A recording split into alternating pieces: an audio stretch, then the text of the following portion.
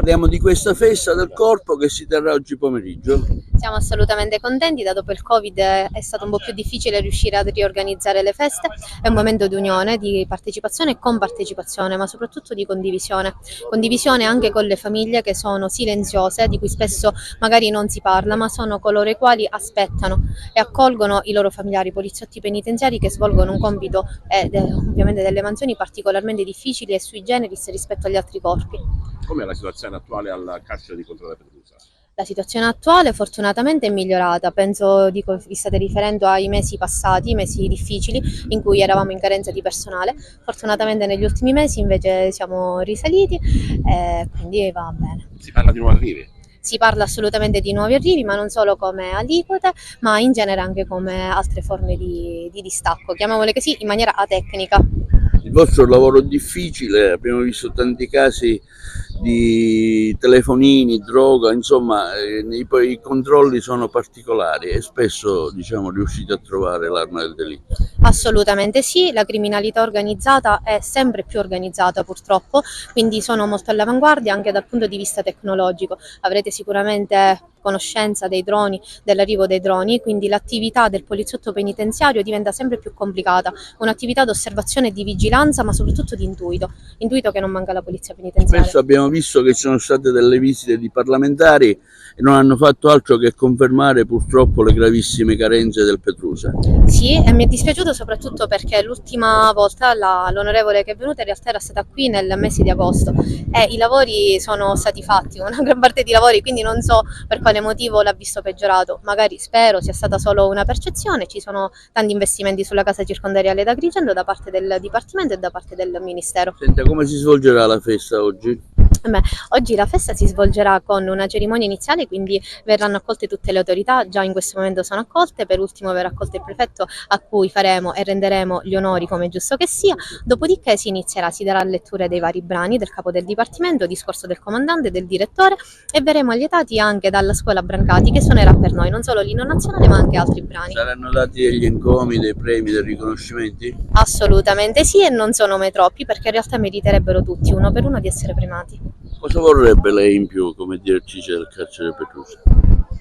Solo la serenità e la compattezza del corpo, mi basta questo.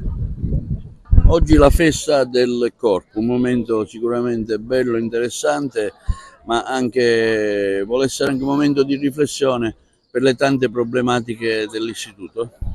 Sì, un momento di riflessione per fare il punto della situazione e andare avanti con sempre più decisione e forza e compattezza, cosa che la polizia penitenziaria è in grado di fare e che già lo sta dimostrando in questi mesi.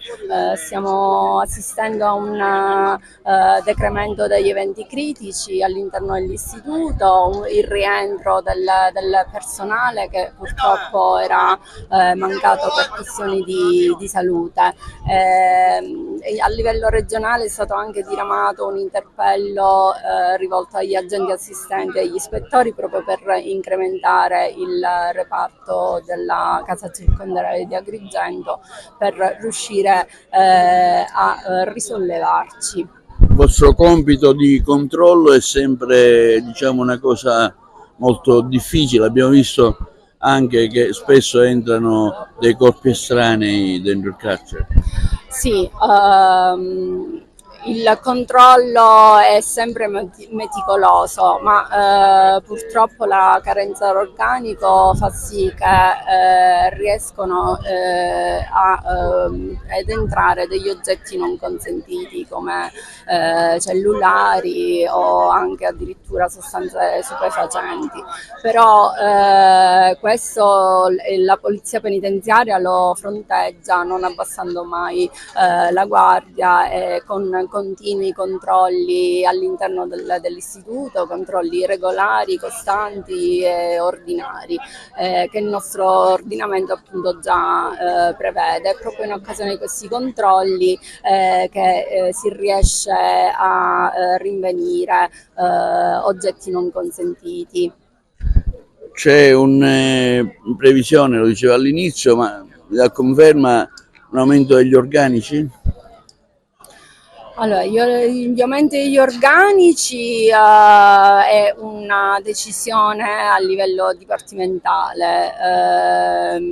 Si sta assistendo sicuramente a una consapevolezza del fatto che devono essere rivisti gli organici da assegnare ai vari istituti. Consideri che la problematica non è solo qui nella casa circondariale di Agrigento, ma è una problematica a livello nazionale. C'è una rieducazione del detenuto, fate qualcosa per rieducare, diciamo, il detenuto qui al carcere Perrusa, qualche attività in particolare? Sì, assolutamente sì, è uno dei nostri compiti istituzionali. La Polizia Penitenziaria è demandata, oltre che alla vigilanza, custodia e osservazione del detenuto, anche come forza partecipe al trattamento. Ci sono svariati laboratori avviati ai fini proprio della rieducazione, per dare assicurazione di quanto dice il nostro dettato costituzionale. Oggi questa festa del corpo, ma voi del SINAP spesso siete stati molto critici per le tante problematiche vigenti, sia da un punto di vista di rieducazione del detenuto che per la mancanza e le condizioni in cui operano i poliziotti. Sì, è la verità, realmente abbiamo passato un anno difficilissimo, principalmente i poliziotti penitenziari di Agrigento, però realmente hanno dato e hanno mostrato molta affidabilità e professionalità.